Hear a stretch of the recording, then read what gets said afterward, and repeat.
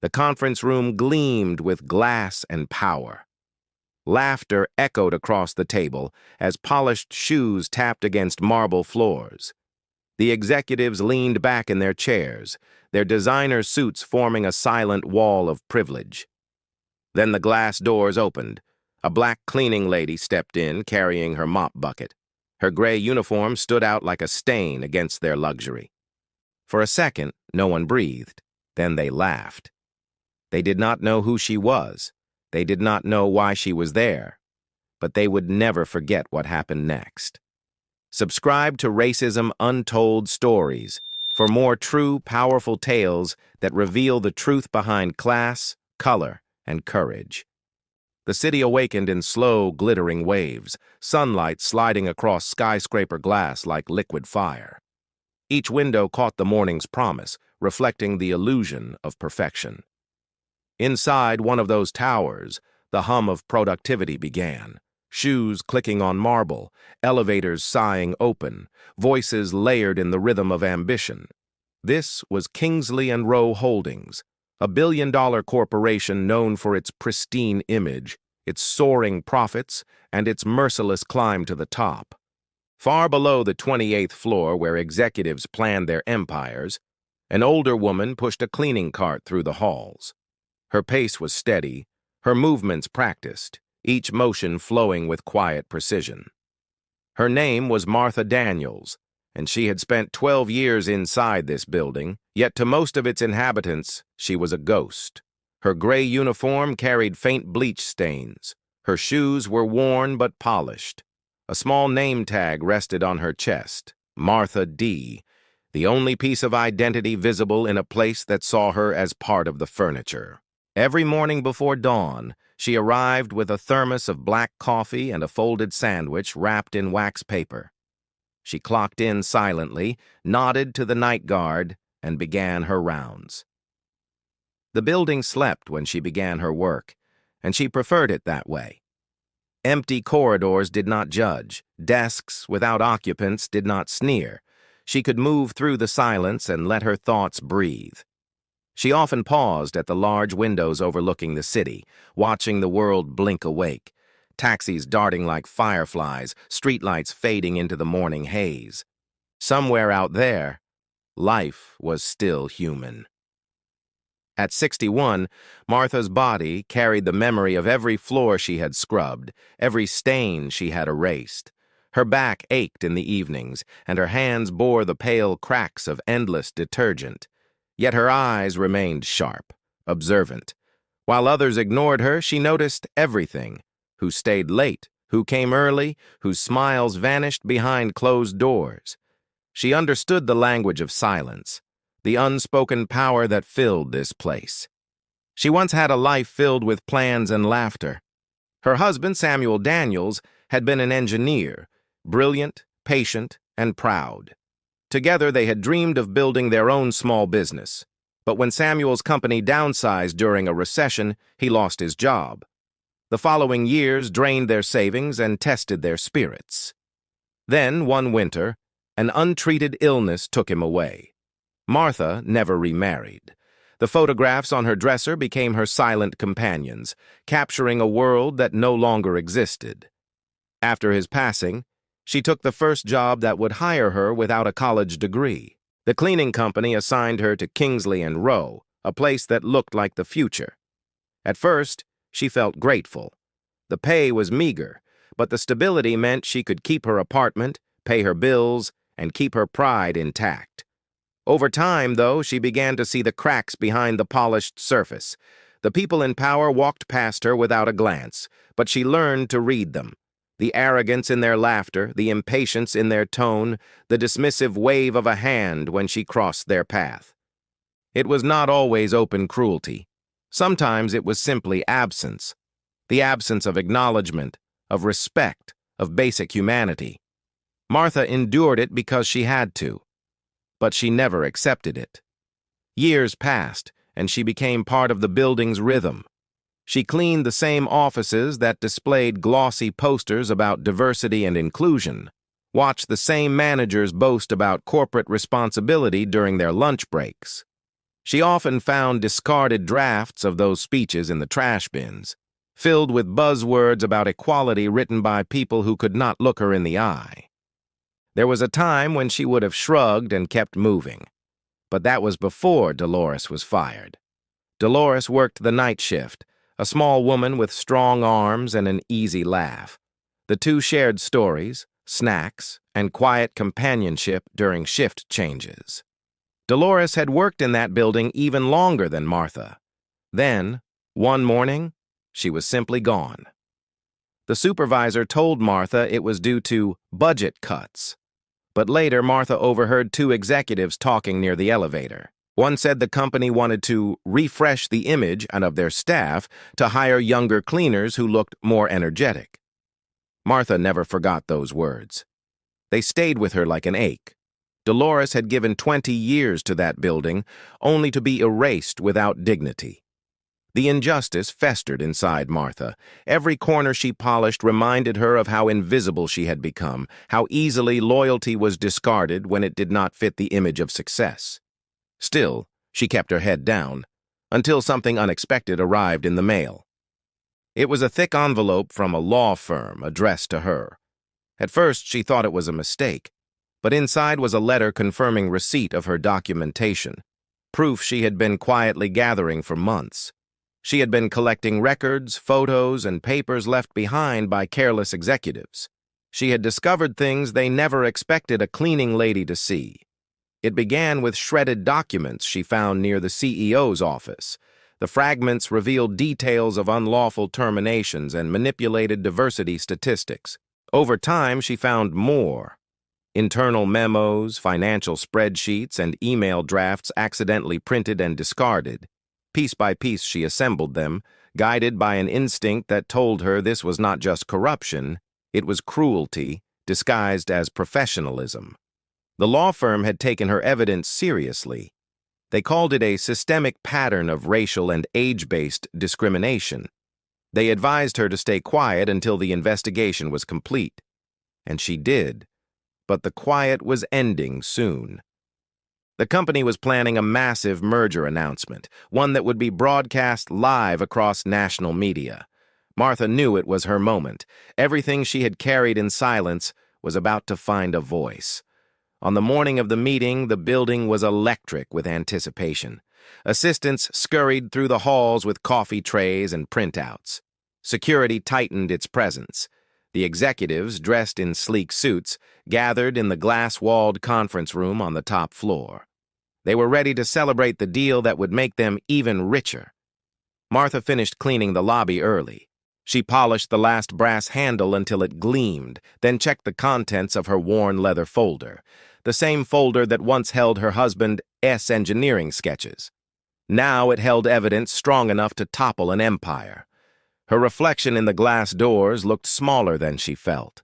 The lines on her face told the story of endurance. Her eyes, however, carried something fierce, a quiet kind of fire that had taken years to form.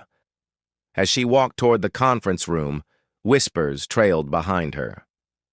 People glanced up from their desks, puzzled.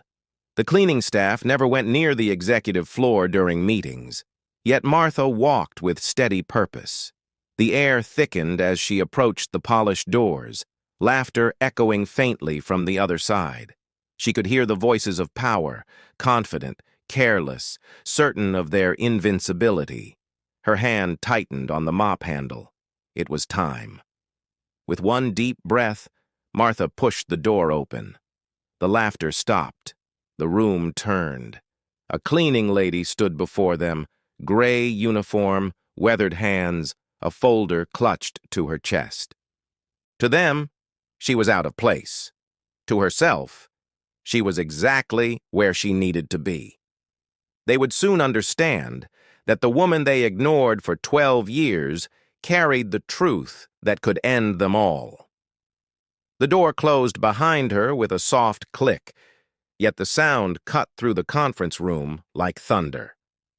For a moment, no one spoke. Rows of executives turned in their chairs, the polished light reflecting off their cufflinks and watches. every face shaped by curiosity, annoyance, or thinly veiled disdain. The CEO, Robert Kingsley, sat at the head of the table. Silver hair, flawless suit, and an expression that demanded the world bend to his will. His eyes narrowed at the sight of the cleaning lady standing in the doorway. "Maintenance is supposed to handle the conference rooms before meetings," he said, his tone sharp with irritation. He did not shout. He did not need to. His voice carried the confidence of a man who had never been told no. Martha did not respond. She stood still, her hands resting lightly on the mop handle, her leather folder tucked beneath her arm. Around her, laughter resumed in soft ripples. Some of the executives exchanged glances, amused by her presence. Others simply ignored her, too focused on the financial projections glowing across the large digital screen. To them, she was a minor interruption, a shadow that would soon fade. The presentation continued. The walls of glass looked out over the skyline, sunlight pouring into the room as if blessing the powerful. Charts appeared on the screen, filled with rising numbers and glowing profits. Words like expansion, efficiency, and innovation flashed across the display. Applause filled the air each time the CEO mentioned another record-breaking achievement. Martha began moving slowly across the floor, her mop bucket wheels squeaking against the marble. Each movement was deliberate. She listened as they spoke of progress and growth, of success and dominance. They used words like human capital and workforce optimization with rehearsed pride. She knew what those words really meant. She had read the documents that exposed their truth. The numbers were lies. The growth was built on exploitation, unpaid overtime, falsified safety reports, and the quiet elimination of employees who did not fit their image of efficiency. She had seen the shredded documents herself. She had pieced them together, one scrap at a time, late at night in her small apartment, under the faint glow of a desk lamp.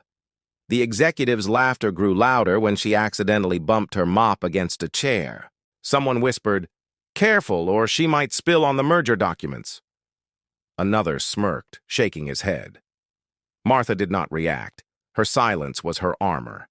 But beneath that calm, her heart pounded steadily, not with fear, but with purpose. The CEO continued to speak about their new deal, a historic merger that would redefine the market. Behind him, the screen displayed smiling faces of employees in staged photographs, young, diverse, polished. It was a performance of equality, a mask for the machinery of greed beneath it. Martha's eyes lingered on those faces. She thought of Dolores, her friend who had given decades of labor only to be erased. She thought of the janitors who had been replaced by cheaper contractors. She thought of the cafeteria staff who worked unpaid overtime during company events. Their stories were not on that screen. Their sweat built the shine in this room, yet their names were never spoken. The folder under her arm felt heavier. She had promised herself she would not hesitate when the time came. When the CEO raised his glass of sparkling water to toast the merger, Martha moved forward. Her shoes clicked softly on the marble. Every head turned. Conversations stopped mid-sentence.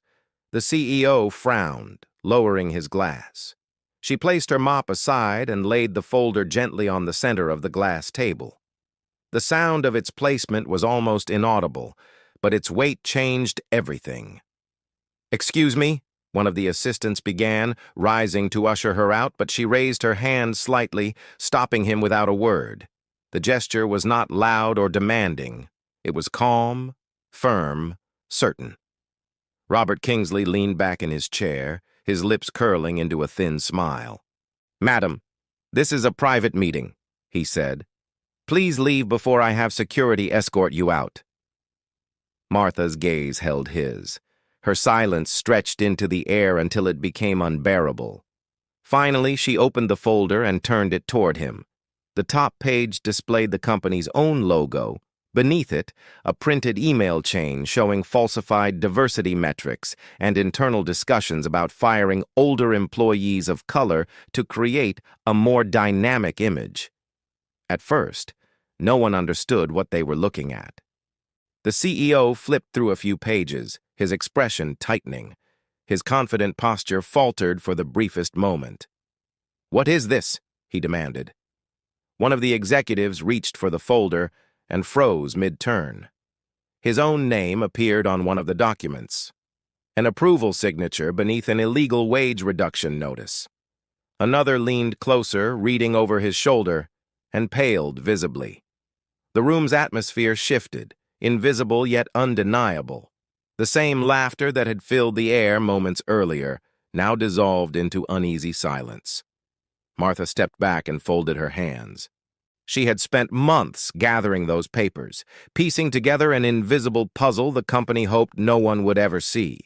The shredded memos from the CEO's office, the copies of falsified reports, the pay stubs showing discriminatory deductions, all of it was there, bound in that simple leather folder. The CEO's voice broke the silence, forced and brittle. "This is nonsense," he said. "Where did you get these documents? This is theft of company property." But one of the assistants interrupted, his voice hesitant, trembling. "Sir, some of these are already under review by the Compliance Board. I recognize the format." The CEO glared at him, but the damage was done. The room began to buzz with whispers. Panic rippled beneath the surface. Then came the sound of cameras, subtle mechanical clicks from the press section that had been allowed to film the merger announcement. The journalists, confused at first, now leaned forward with renewed focus. Their lenses captured the tension, the papers, the woman standing silently among them. A public relations manager tried to block their view, but it was too late. The CEO's voice rose, desperate to regain control. He began delivering a new speech about forgiveness and internal review, his words hollow and frantic. Martha stood motionless, watching as the same men who had once looked down on her scrambled to protect themselves. They had measured their worth in money and status, believing their power was untouchable. Now their empire trembled because of the woman they never saw. One of the executives slammed his hand on the table, accusing her of sabotage. Another demanded the security team intervene. But even the guards hesitated, unsure of what authority truly meant anymore. Through the glass walls, employees outside had begun to gather, watching the chaos unfold. Whispers filled the corridors. "What is happening? Who is she? Why is everyone panicking?" Inside, the CEO's face drained of color. He knew the truth. If even a fraction of those documents reached the authorities, the company would collapse. His legacy would end in disgrace. He opened his mouth to speak again, but his voice cracked. He could not command the room anymore. And Martha, quiet, steady, unshaken, simply turned away. She picked up her mop and bucket, the same tools that had made her invisible, and began walking toward the door. Behind her, the sound of confusion and panic swelled. Executives shouted orders, assistants rushed for phones, cameras flashed, and papers scattered like confetti. But she did not look back. The same woman they had dismissed as unimportant had just rewritten the story of their empire. Each step she took echoed with quiet power. The marble that had once reflected her servitude now reflected her triumph. For the first time in 12 years, every eye in that building followed her, not as a cleaner, not as a servant, but as the force that had exposed the truth they had built their fortunes upon. The chaos inside the glass-walled conference room spread like a storm. Voices rose and collided, shattering the illusion of control that had ruled the space only minutes earlier. The executives who once sat in immaculate composure were now pale and frantic, clutching their phones, flipping through papers, whispering in panicked bursts. At the head of the table, Robert Kingsley, the man who had built his fortune on polished smiles and ruthless ambition, stood motionless for several seconds. His mind raced through calculations, excuses, and denials, but nothing fit the moment. The cameras still rolled. Journalists leaned forward like hunters sensing blood in the air. And in the middle of it all, the woman they had mocked, the cleaning lady in a faded gray uniform, stood calm, still, unshaken. Martha Daniels watched them unravel. She could see the fear bloom in their eyes, the realization that everything they had hidden behind their wealth and charm was now out in the open. It was strange, she thought, how quickly arrogance could turn into panic. She did not raise her voice. She did not move closer. She simply stood as the truth did the work for her. Robert Kingsley tried to speak, his voice cracking under the pressure. "This is not what it looks like," he said, forcing a smile toward the cameras. "Our company has always upheld fairness, diversity, and transparency. These are fabricated documents." But before he could finish, a young journalist stepped forward. "Sir," she said clearly, "the timestamp on this memo matches the day your company fired 24 janitors without notice. Can you explain that?" The CEO froze. His mouth opened slightly, but no words came. Behind him, the massive screen still displayed the words integrity, innovation, progress. The irony hung in the air like smoke. Martha lowered her gaze to the table. The executives were arguing among themselves now. Some demanded damage control, others urged immediate denial. Their expensive watches gleamed beneath trembling hands. One man, a vice president known for his perfect composure, snapped at a camera crew, ordering them to stop recording. The journalists refused. They had seen enough to know that this moment was history. The PR director stepped in, attempting to steer the narrative, her voice firm but desperate. "Ladies and gentlemen, there appears to be a misunderstanding. The company will conduct an internal review. Please, everyone, remain calm." But calm had left the room the moment Martha placed that folder on the table. Through the transparent walls, employees had begun to gather outside. Secretaries, interns, maintenance workers, people from every floor pressed against the glass, watching the empire tremble. They saw their bosses not as gods, but as frightened men and women caught in their own lies. Martha turned slightly, her eyes scanning the faces outside. She saw one of the janitors, a young man named Evan, standing at the edge of the crowd. He had always greeted her kindly, always said thank you when she handed him fresh supplies. Now he looked at her as if witnessing something sacred. Inside the room, the CEO was losing control. "Shut it down," he barked. "Shut the cameras off." But no one obeyed. A reporter stepped closer to the table and lifted one of the papers from the folder. "Is this your signature, Mr. Kingsley?" she asked. The camera zoomed in. The CEO's name glared from the page in ink as black as guilt. A collective gasp rippled through the room. Martha watched him falter. His face hardened, then collapsed into the mask of a man realizing his power had limits. He turned toward her, his voice rising with anger now. "You had no right to take those files. You are a janitor, not an investigator." Her expression did not change. The quiet in her posture struck deeper than any argument could. She stood as though time had slowed, as though she could feel every moment crystallizing into something larger than herself. Behind her, a new voice spoke, trembling at first but gaining strength. "I can confirm her evidence," said a woman from the far end of the room. It was Lydia Hart, a mid-level HR manager who had always stayed silent out of fear. She stepped forward, holding a folder of her own. "I have seen those documents too. I tried to report them 2 years ago, but my email was deleted and I was told to stay quiet." All eyes turned toward her. Kingsley's face flushed red. "You are making a mistake," he hissed, but Lydia continued. "No, Mr. Kingsley, the mistake was thinking no one would ever speak up." A wave of murmurs swept through the crowd outside the glass. Employees began to clap softly, their courage ignited by the moment. The sound grew, small at first, then stronger, echoing through the hallway. Inside, the executives realized what was happening. Their power was slipping away, not because of the documents, but because the people had stopped fearing them. Security guards entered the room, unsure of their orders. Kingsley barked at them to remove Martha, but none of them moved. They looked at her, at the journalists, at the crowd beyond the glass, and they understood that touching her now would be seen by the world. The CEO's voice cracked again, breaking into rage. "You think you have won, old woman?" he spat. "You are nothing.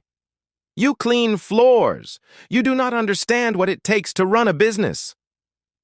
Martha lifted her head slowly. Her eyes, calm and steady, met his. She did not need to speak.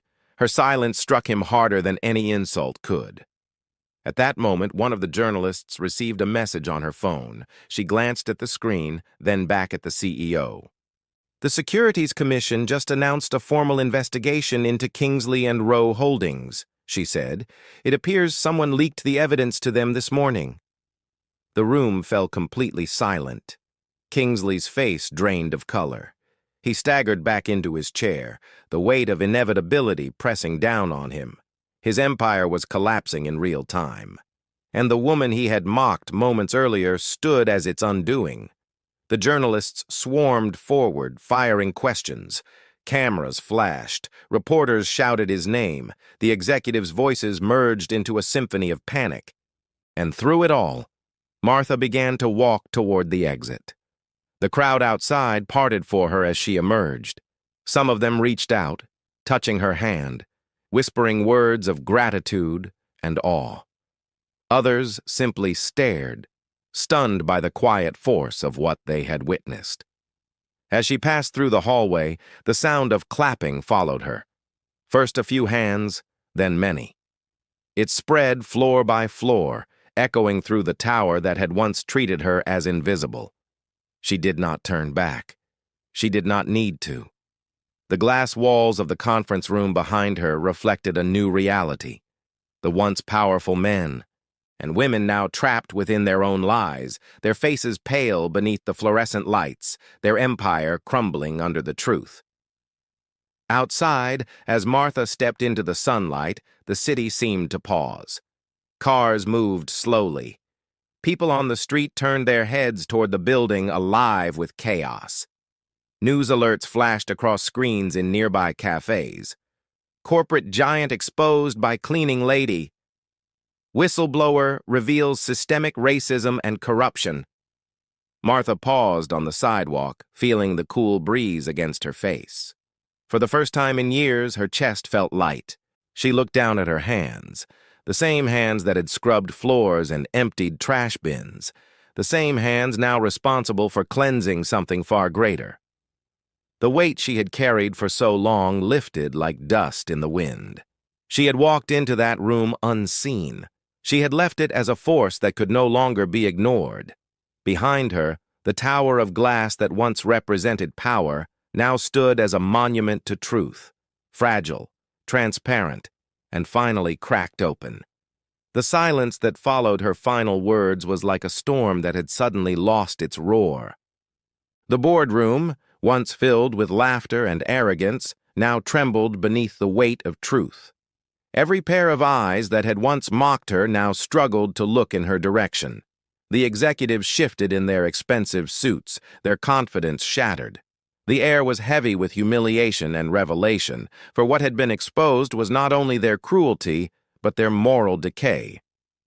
Martha stood tall in the center of the room, the late morning light tracing the lines on her face like delicate silver. Each wrinkle carried years of struggle, of nights cleaning floors while the world above her forgot she existed. Her silence now spoke louder than any argument could. Around her, the company's leaders, men and women who had defined success by status and appearance, were confronting the uncomfortable reflection of who they truly were. One executive, the same who had once laughed the loudest, now sat with his hands pressed together, his jaw tight. He could not meet her gaze. Another, the youngest in the room, stared at the documents on the table, the reports Martha had exposed, the fraudulent numbers, the proof of their hypocrisy. They had built their empire on illusion, on exploiting the invisible hands that cleaned up after them.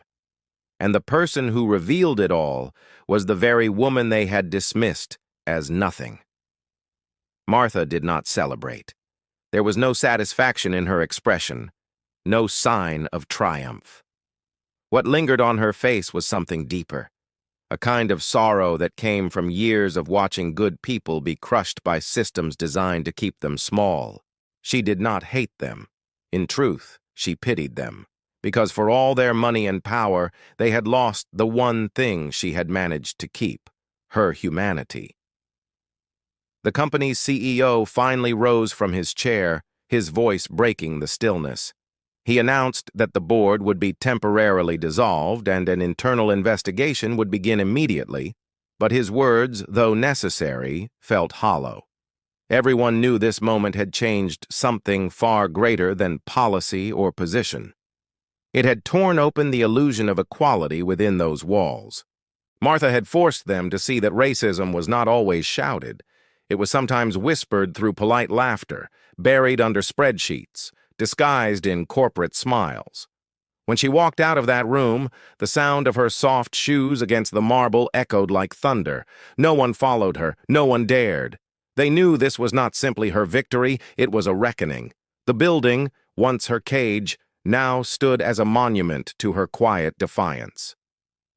Outside, the city breathed around her. Cars passed. People hurried. Life continued.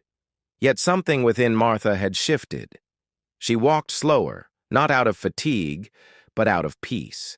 For the first time in years, she felt seen. She was no longer the invisible cleaner in the corner of the boardroom. She was the truth they could no longer hide. News of the incident spread quickly. Within days, journalists uncovered the company's long history of unethical practices. Employees began to share their own stories of mistreatment, of being silenced, of systemic bias. What had begun as one woman's act of courage became a movement within the walls of power. The name Martha Lewis became a symbol whispered among janitors, assistants, and young interns who had always been told to stay quiet. She received letters from people she had never met. Some thanked her for speaking up when they could not. Others shared their own pain, their own encounters with hidden prejudice. She read each one slowly, sometimes with tears, sometimes with a smile. It reminded her that her struggle had never been just her own. It was part of a larger story written in silence across generations. The executives who once mocked her faced consequences that rippled through their careers. Some resigned, others were fired. Yet Martha did not dwell on their downfall. She understood that revenge was too small for what had happened. What she wanted was transformation, and in many ways she had already achieved it. Months later, she returned to the building, not as a cleaner, but as a consultant invited by the new leadership. They asked her to help rebuild the company's ethics division, to guide them toward fairness, accountability, and respect. She hesitated at first. The memory of those cruel faces lingered, but she accepted, not for them, but for the people who came after her, the ones still unseen. When she entered that same boardroom again, the walls no longer felt cold. The laughter that once belittled her had been replaced by a quiet reverence. The new CEO, a woman who had once been a secretary in that very office, welcomed her with genuine warmth. Martha looked around and saw faces of color, women and young people who had once been excluded from such spaces. The world had not been fully fixed, but it was healing, piece by piece. She began speaking to schools, community groups, and organizations, sharing her story not as an act of defiance, but as a lesson in humanity. She spoke of dignity, of courage, of the quiet power in knowing one's worth even when others cannot see it. Her message was simple but unforgettable. Sometimes the most powerful voice in the room is the one that has been ignored the longest. In time, Martha retired from public life. She returned to her small neighborhood, where her story had become legend. Children would wave to her on her morning walks, their parents whispering her name like she was a hero. But she never saw herself that way. She often said she was just a woman who refused to forget her own value. On the anniversary of that fateful day, she stood by her window and watched the sunrise over the city skyline. The golden light spilled across her face, soft and forgiving. She thought of all the years she had worked in silence, of the people who had looked through her like she did not exist. And then she smiled, not because she had proven them wrong, but because she had remained true to herself. The world outside would continue to change, slowly and painfully. There would always be those who mocked what they did not understand, who dismissed those they deemed unimportant. But Martha's story would stand as a reminder that justice does not always arrive with noise. It sometimes walks in quietly, dressed in a cleaner's uniform, carrying a mop and a truth that cannot be erased. Sometimes the ones we ignore are the ones who could save us. If Martha's story moved you, do not let it fade into silence. Share it, talk about it, and remember what it means to truly see the people around you. Subscribe to Racism Untold Stories for more powerful true stories that reveal the hidden truths of humanity and justice.